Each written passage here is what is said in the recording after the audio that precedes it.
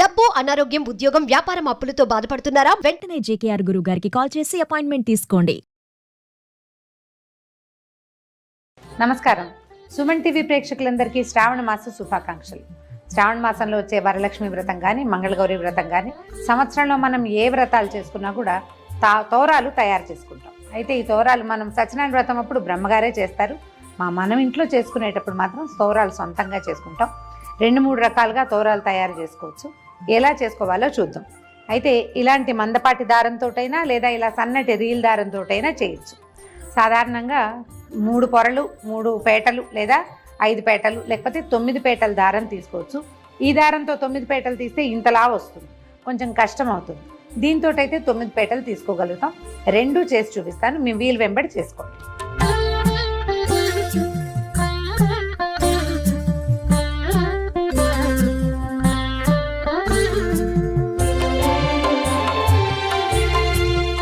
ఒకటి,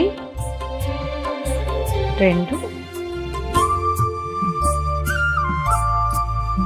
3,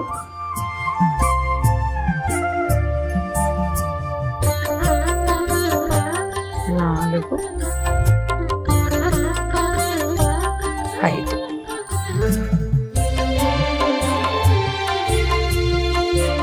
5 పోగుల దారం తీసుకున్నాము.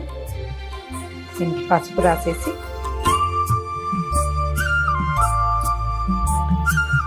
సెంటర్లో ఒక ముడి వేసుకోవాలి.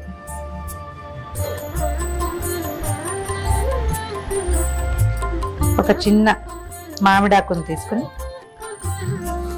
దీన్ని సన్నగా చుట్టాలి.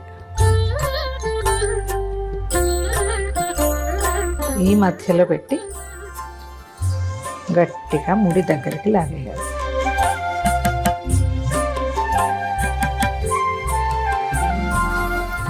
సెంటర్లో ఉంది కదా, ఇటు 4 సాదా ముళ్ళు వేసేస్తాం.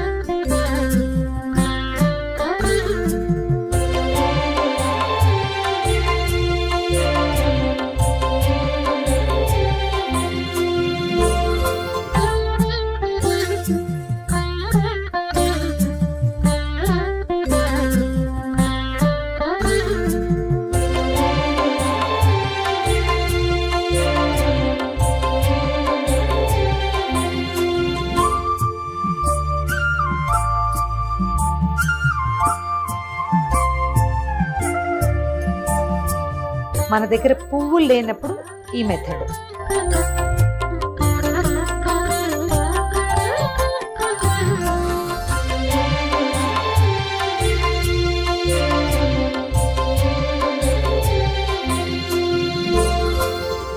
ఐదు పొరలే తీసుకున్నాము.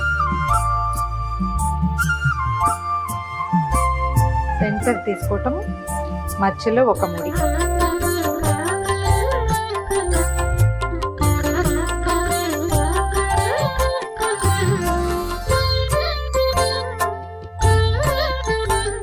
మధ్యలో పెట్టి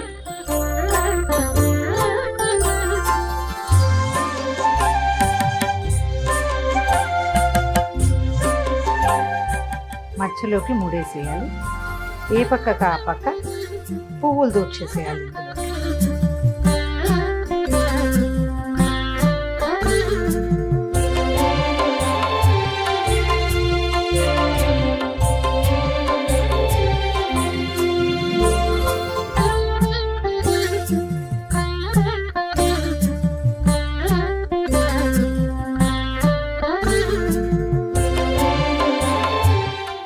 ఇది మందపాటి దారం కాబట్టి ఇలా వేస్తాం.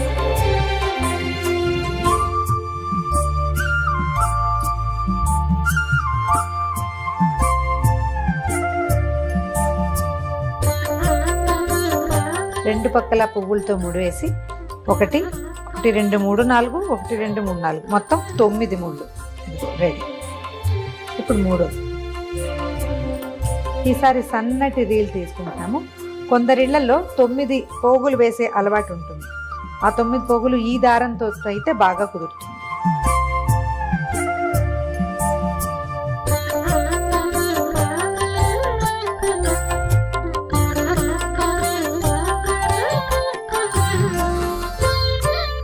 రీల్ సింగిల్ దారంతో 9 పోగులు తీసుకున్నాము.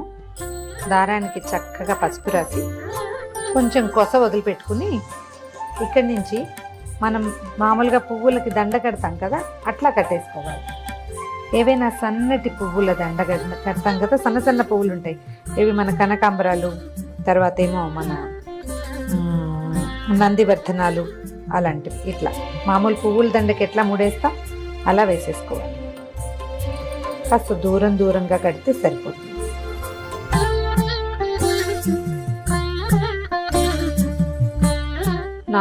దాని ముళ్ళు పడ్డాక 5వ ముడికి ఒక చిన్న మామిడి ఆకుని పెట్టుకుంటాం.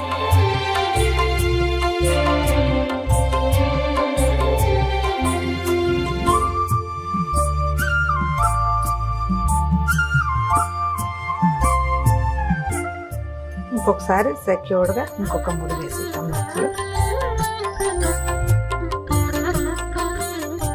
ఇంకొక 4 ముళ్ళు వేస్తే సరిపోతుంది.